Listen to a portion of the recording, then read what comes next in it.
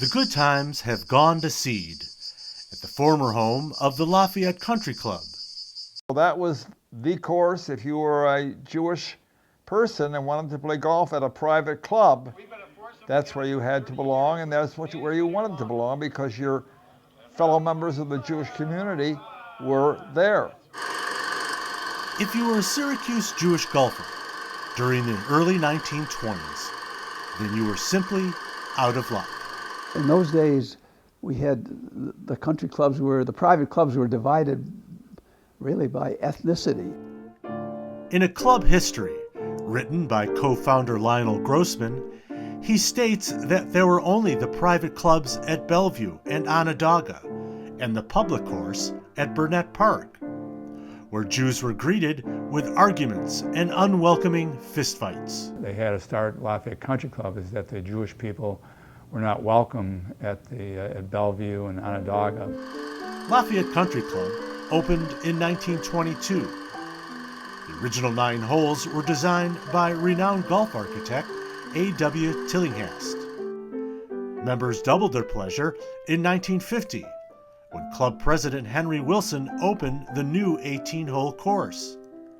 And teeing off into a new era was longtime pro Augie Nordone. The yearly club championship was a hotly contested affair. Hilbert Fleischman was an 11-time champ. He was probably the best golfer at Lafayette Country Club in the 1930s and 1940s. And Bill Gerber topped the field an unprecedented 18 times. And the pro there, Augie Nordone, he always, if I had a problem, he always, helped me out. There were different days of the week that, were popular with the ladies. There would be a ladies' leagues.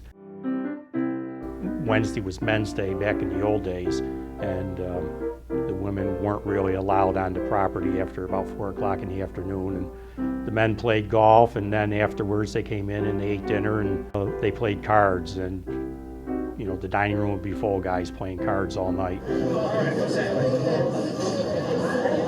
members would always have birthday, anniversary parties. We did bar mitzvahs, bar mitzvahs.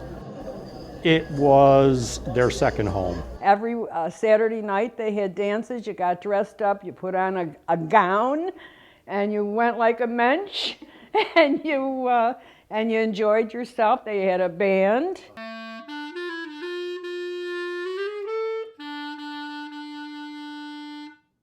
Well, at one point it was really the focal point for the well-to-do and upper-middle-class Jewish community. It was the social life of that community. It was one big family. Everybody knew everybody. There were second and third generation members. They came there to be with their friends. I guess it was one of the places, if you ever get sick, you'd have plenty of medical attention at the Lafayette Country Club with all the Jewish doctors that were there. The need disappeared over time, and eventually it fell into disrepair and now doesn't even exist.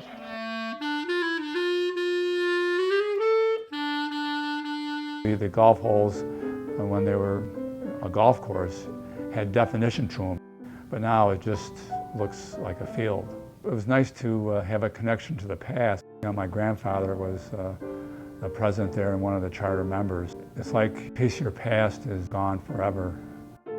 Long gone, long remembered. I was in the cart one day with Carol Dana, and she was going to her ball, and she just zoomed and dropped me out of the golf course, and I was laying on the ground. I remember that.